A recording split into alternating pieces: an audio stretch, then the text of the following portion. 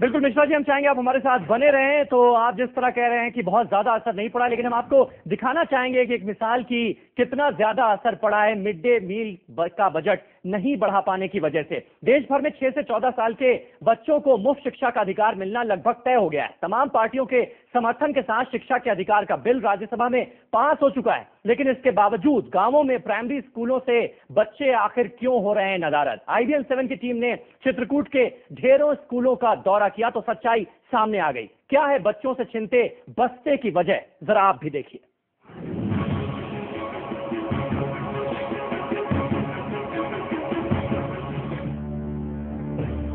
6 से 14 साल के तमाम बच्चों को शिक्षा का अधिकार।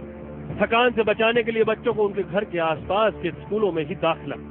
तमाम स्कूलों में 25% सीटें गरीब बच्चों के लिए आरक्षित होंगी। जिन स्कूलों ने रियायती दरों पर जमीन नहीं ली है, उन्हें सरकार हर बच्चे की फीस के तौर पर पैसा देगी। मौजूदा आम बजट का करीब 19% शिक्षा पर होगा खर्च। जी हाँ, इन्हीं वादों के साथ शिक्षा के अधिकार का बिल राज्यसभा में पास हो गया। यानी अब देश भर का हर बच्चा स्कूल जा सकेगा। सरकार ने उन्हें मुफ्त शिक्षा पाने का अधिकार करीब करीब दे दिया, क्योंकि ये बिल सरकार के 100 दिन के एजेंडे का एक अहम हिस्सा था। लेकिन सरकार के इस कवायद का फायदा ही क्या, जब गरीब बच्चों को उनकी थाली पर बड़ी महंगाई की मार के चलते पढ़ाई छोड़नी पड़ जाए। मिड डे मील योजना इन गरीब छात्र छात्राओं के पढ़ने का बेहतर जरिया बन चुका था, लेकिन महंगाई के कारण इन बच्चों का ये जरिया भी खत्म होता नजर आ रहा है। ऐसे में प्राथमिक विद्यालयों में लगातार बच्चों की संख्या घटती जा रही है।